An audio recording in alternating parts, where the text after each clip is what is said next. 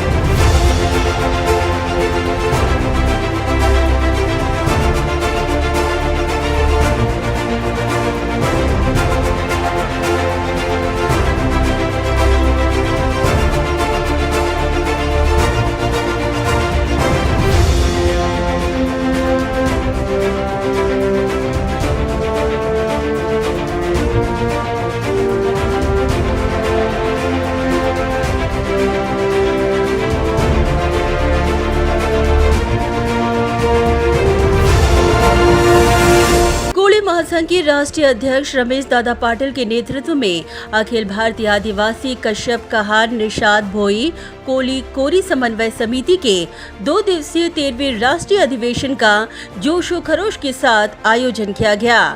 Airoli sports association में आयोजित इस राष्ट्रीय अधिवेशन की शुरुआत ऐरोली सेक्टर 8 स्थित मुख्य चौक में जोरदार शक्ति प्रदर्शन के साथ प्रारंभ हुई, जहां कोली समाज के लोगों ने बेहद परंपरागत तरीके से कोली लोक संस्कृति का परिचय दिया। इस दौरान केंद्रीय ग्राम विकास राज्य मंत्री साध्वी निरंजन ज्योति जी के प्रमुख उपस्थिति में इस अधिवेशन का जोरदार आगाज हुआ।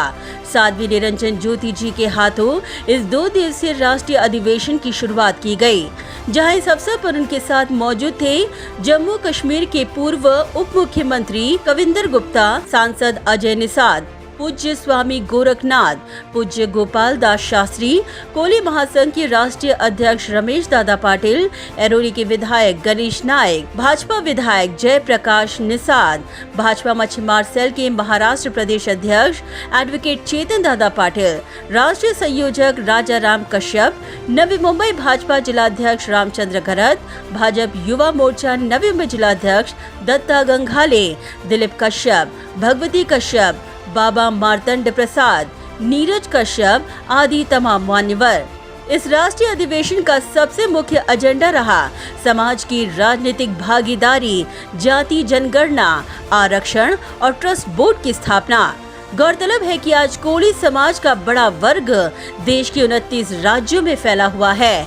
ऐसे में समाज का महत्वपूर्ण घटक होने के बावजूद सरकारी योजनाओं और अपने न्याय हक के लिए इस समाज को हमेशा संघर्ष करना पड़ता है। ऐसे में मुख्य प्रवाह में इस समाज को लाने के लिए और समाज के समस्याओं के निराकरण करने का प्रयास इस दौरान इस राष्ट्रीय अधिवेशन में चिंतन के द्वारा किया गया। केंद्रीय ग्राम विकास राज्य मंत्री साध्वी निरंजन ज्योति और जम्मू कश्मीर के पूर्व उप मुख्यमंत्री कविंदर जी गुप्ता ने अपने जीवन के संघर्षों और संघर्ष का सामना कर समाज में एक अलग मुकाम हासिल करने के अपने अनुभवों को बयान करते हुए कहा कि आज समाज के उत्थान के लिए समाज की राजनीति में भागीदारी उतनी ही महत्वपूर्ण है। इस दौरान उपस्थित तमाम मान्यवरों ने कई मुद्दों पर चर्चा की। वहीं राज्य सरकार की दुर्लक्षता और केंद्र की मोदी सरकार के विकास मॉडल के सराहते हुए सकारात्मक बदलाव की उम्मीद जताई। मैं रमेश दादा का अभिनंदन इसीलिए करती हूँ कि कोई भी समस्या हो, यहाँ से दिल्ली पहुँच जाते हैं, दीदी ये करना है, दीदी वो करना है। ऐसा व्यक्ति चाहिए। जो मछुआरों की बात कह रहे हैं ना, मछुआरों ने नौका बंद कर दिया था चलाना, क्योंकि सब्सिडी नहीं मिल रही थी पेट्रोल में, और दादा नहीं जाते तो मुझे क्या मालूम होता। और आज ये महाराष्ट्र के लिए अकेले नहीं हुआ, पूरे देश के लिए लागू हो गया।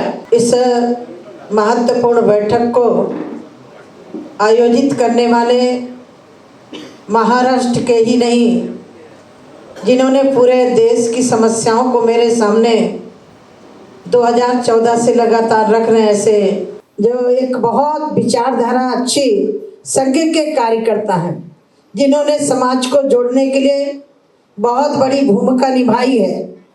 आदरणीय रमेश दादा पाटिल जी।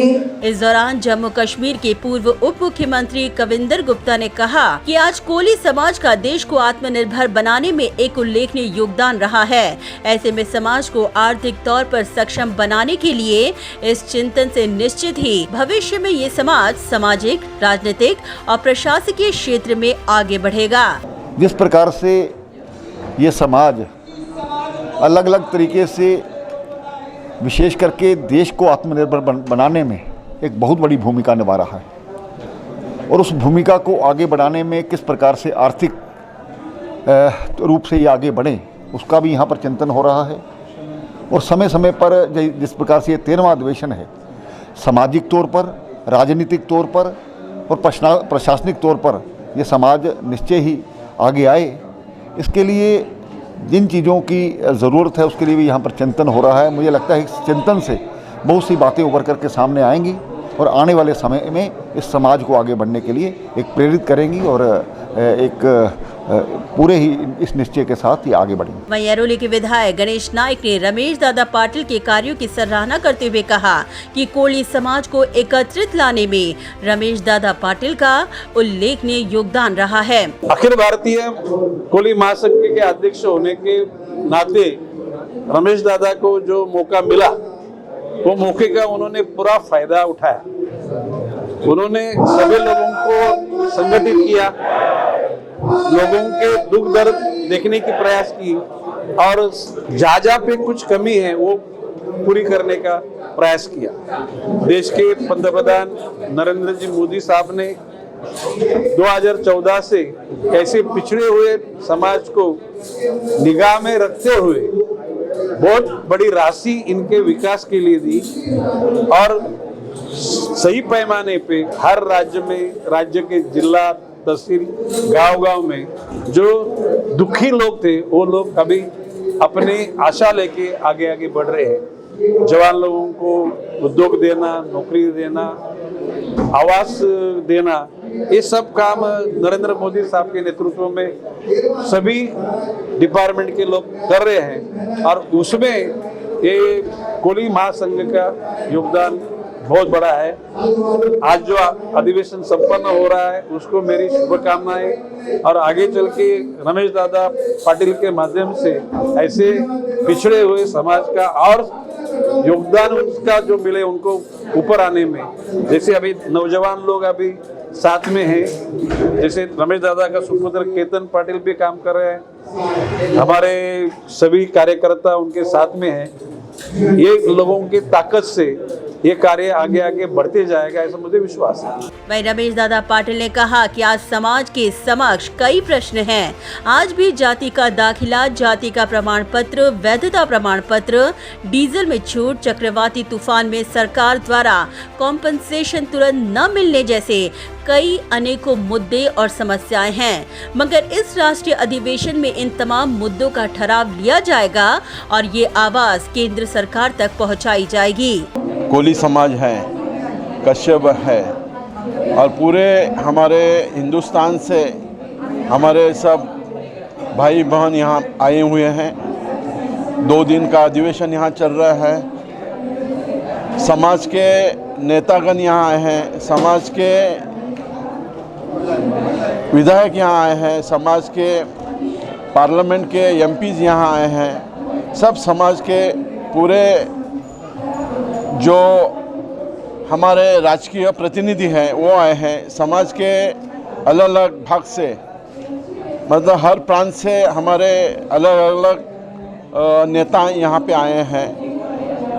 2 दिन का जो अधिवेशन यहाँ ले रहे हैं उसका कारण एक ही है कि 13 साल के बाद महाराष्ट्र में अधिवेशन लेना चाहिए। एक समन्वय कमेटी ने डिसाइड किया था, इसलिए हम नए मुंबई में ये अधिवेशन ले रहे हैं। इसका मकसद यही है कि नए मुंबई में जो हमारा कोली समुदाय है, जो हमारा मछुआरा समाज है, नई मुंबई में 6 जिलों में वो बिखरे हुए हैं। वो मछुआरों का जो प्रामुख्य में मछुआरों का जो प्रॉब्लम्स है, जो समस्या है, उसके ऊपर इस 2 दिन में चर्चा होने वाली है। उसके अलावा हर प्रांत में जो हमारे मछुआरे हैं, हिंदुस्तान के हर प्रांत में, हर जिले में जो कुछ प्रॉब्लम फेस कर रहे हैं उसके बारे में भी डिस्कस होने वाला है। आदिवासी समाज में आदिवासी बच्चों को, आदिवासी में जो नौकर वर्ग है, जो नौकरी करने वाले को वैलिडिटी नहीं मिल रहा है, वैधता प्रमाण पत्र नहीं मिल रहा है, जो विद्यार्थी है उसको जाति के दाखले नहीं मिल रहे हैं, प्रमाण पत्र नहीं मिल रहे हैं, उसके ऊपर भी चर्चा होने वाली है। क्योंकि बहुत 20-25 सालों में बहुत सारे प्रश्न उपस्थित हुए हैं, लेकिन वो जटिल बन गए हैं, छूटते नहीं हैं। वो जो प्रश्न है, जो समस्या है, छोड़ने के लिए हम लोग यहाँ 2 दिन का अधिवेशन महाराष्ट्र में ले रहे हैं और वो नई मुंबई में ले रहे हैं। सब मिलके हम लोग डिसाइड किया है कि अगले अधिवेशन के पहले, हमारा अगला अधिवेशन छत्तीसगढ़ में होने वाला है, उसके पहले हम माननीय प्रधानमंत्री मोदी जी को मिलने वाले हैं और हमारे जो समस्या है, जो अभी 2 दिन में चलने वाला जो अधिवेशन है, वो अधिवेशन में हम इस समस्या का ठहराव लेने वाले हैं। वो ठहराव हम दिल्ली में अमित जी शाह जो अपने मंत्री महोदय है और प्रधानमंत्री जी हैं, उनको दोनों को हम ये मेमोरेंडम देने वाले हैं। और उसका कॉन्फिडेंस है हम लोगों को कि जो मोदी साहब काम कर रहे हैं देश में, क्योंकि देशव्यापी हमारा अधिवेशन है, तो देशव्यापी अधिवेशन में हमारे देशों में जितने नेतागण हैं, हमारे मंत्री हैं, विधायक है,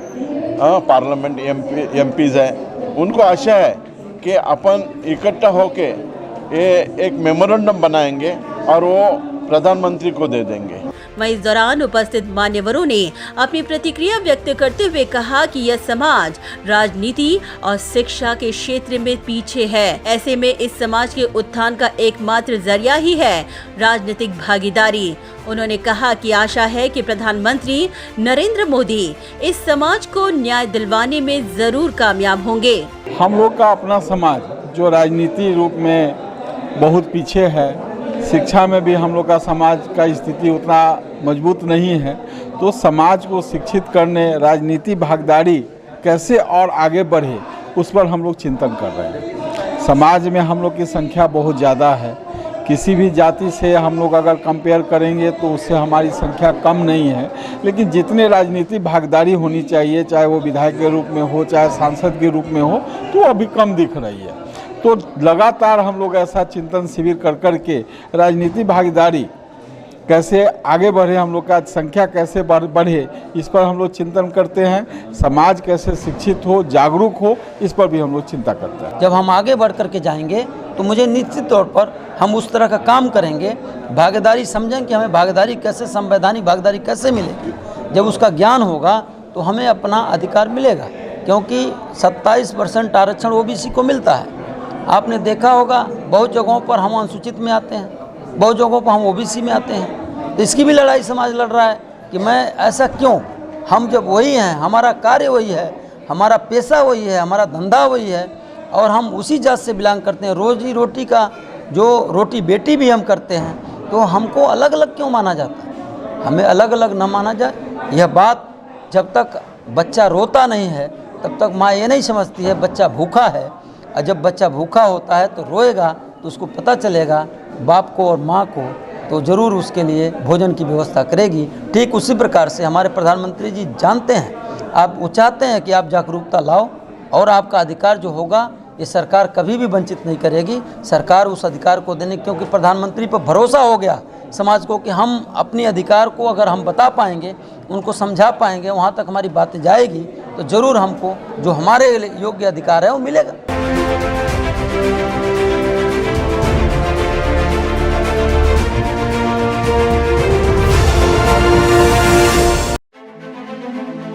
bureau report, Naveen network. Do you aspire to upgrade your living? With Arihant Advika, Sector 9, Vashi. Upgrade to iconic residential tower